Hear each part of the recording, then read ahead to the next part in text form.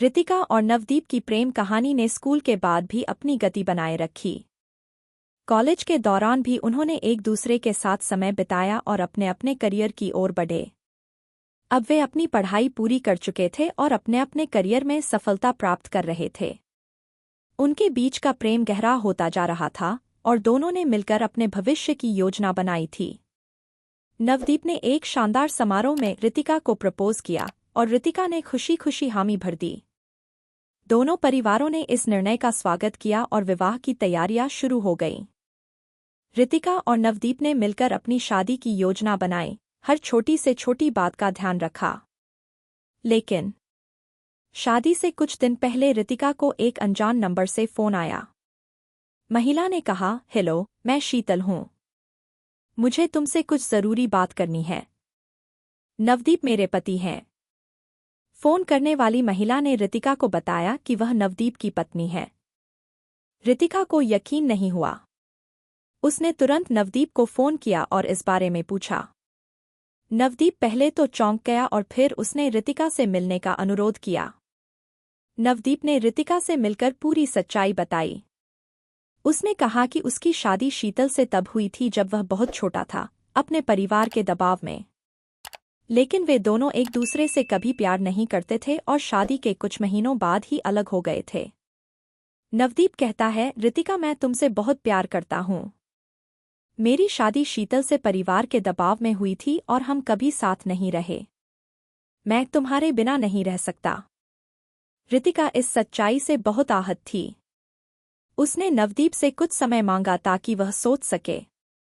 रितिका ने खुद को कमरे में बंद कर लिया और इस सच्चाई के बारे में सोचना शुरू किया। उसने अपने माता-पिता से बात की और उनसे सलाह ली।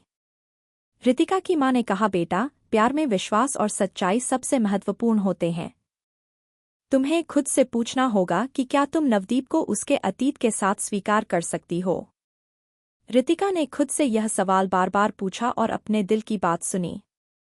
कुछ दिन बाद रितिका ने नवदीप से मिलने का फैसला किया। रितिका ने कहा, नवदीप, मैं तुमसे बहुत प्यार करती हूँ और मैं समझती हूँ कि तुम्हारे अतीत को बदलना मुमकिन नहीं है। लेकिन तुमने मुझे ये बात खुद से क्यों नहीं बताई? मुझे तुमसे ये उम्मीद नहीं थी। अगर शीतल मुझे कॉल नहीं करती तो शायद मुझे ये बात कभी नहीं पता चलती। लेकिन अब मैं इस सच्चाई को स्वीकार करती हूँ। लेकिन तुम्हें मेरा भरोसा जितना होगा तो हम एक नए अध्याय की शुरुआत कर सकते हैं। नवदीप की आंखों में आंसू थे। उसने रितिका को गले लगाया और वादा किया कि वह उसे कभी दुखी नहीं करेगा। रितिका और नवदीप ने अपनी शादी की तैयारी को फिर से शुरू किया। दोनों परिवारों ने मिलकर उनका साथ दिया। शादी के दिन रितिका और नवदीप ने एक दूसरे से वादा किया कि वे हमेशा एक दूसरे का साथ देंगे, सच्चाई और विश्वास के साथ।